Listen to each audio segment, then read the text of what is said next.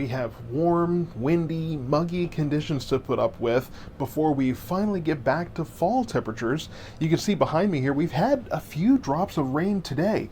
A few of these showers have been a little more substantial. Most of this has been light rain, drizzle, that kind of thing. My rain gauge this morning just showing 0.04 of an inch. So really not enough to be impressive, but it's enough to wet the ground and give us a little sign of what we've got coming the next few days. Our temperatures today will be warm again, and it's going to be muggy out there. As I mentioned, 86, 87 degrees for your highs, and then lows 71, 72 degrees. So those are on the warm side as well. Definitely higher than normal here, 73, 75 for your norms at DFW and Waco.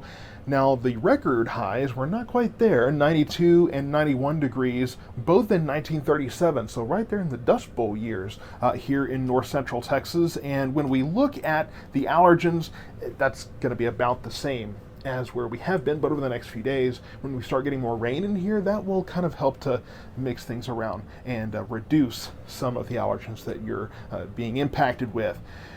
Now, let's get into what the weather's doing. Let's talk about what's on the way. Right now, we have warm air with this high pressure system. Really, most of the country is kind of split in half here. We have very warm air from the south up into the Midwest. And I will even say that eventually this will move eastward. So it's fairly cold up in the Northeast in New England, but that's going to be warming up over the next few days as this high pressure migrates eastward. But as it does, we will see this cold front, these kind of pair of cold fronts here that are holding all the cold air back. Those will be moving in. Now, we won't get Arctic air from this. This is a Pacific front, and we call it that because it's not Arctic cold air, it's just cooler air moving in from the west here, and we will see that moving in late Wednesday, early Thursday. Ahead of it, very strong winds. We have a lot of push for all of this Gulf moisture, so that's why it's so muggy over the next couple of days. That's going to set the stage for when this moves in. Lots of showers and thunderstorms possible. Really, it looks like a thin line, but we are looking at the possibility of some severe weather. Now, once that moves through, eventually that front's going to lift again back through as a warm front. We won't warm up quite as much because we have another system coming in behind it. We have a pretty active pattern over the next several days. Now, I do want to talk about the threat for severe weather. Just a small change here. This was really from Flower Mound, Plano, on north yesterday. That has been dipped down. This slight chance has been moved down towards about I-20.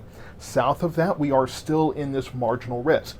For us, really, I think that just means that a few storms could have some gusty winds, maybe some small hail. I think that's going to be it. To find any kind of tornado threat, you really have to go up into Oklahoma, where a few isolated tornadoes are possible. Here, I'm really not looking at that. Tomorrow, I'll have a more detailed breakdown of not only the timeline, but what to expect severe weather-wise, but I don't really think that's going to change a lot. As far as when, it looks like before sunrise.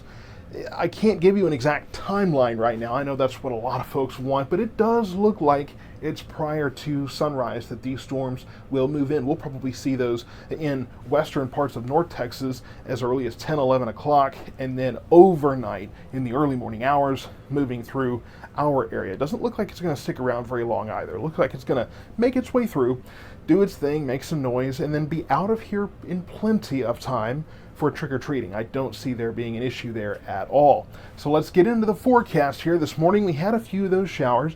We're going to see more clouds today. I think we may see some sun breaking out this afternoon. 86 for that high. It will be windy out there. Windy again tomorrow. 30% chance of showers and a few thunderstorms. As we continue to pump in all this moisture, I do think we will see more scattered activity. 86 again tomorrow. Here's where the big change happens. Late Wednesday, early Thursday, we see those storms forming to the west. Along that front, we will see a broken line of storms. Some of those could be strong to severe. North winds 5 to 15 miles per hour behind the front. It will be breezy from the other direction, and we will have highs in the mid-70s. Overnight's cooling down as well, and then 64 for your low there, 65. So overnights get cooler again. And getting into the weekend here, 30% chance of rain Friday as that front lives northward. And then Saturday, I've had a lot of folks asking about Saturday. It's hard to time this out. We have a disturbance coming in. At this point, it doesn't look like it's going to rain all weekend, but it really looks like we're going to have kind of waves of showers and thunderstorms. So it's hard to know a timeline exactly for Saturday. We got to get a little closer. These small features are harder to track on these models. It's harder to get that consensus that tells us what's going to happen. But for Saturday, does look like there's at least a round or two of showers and storms possible.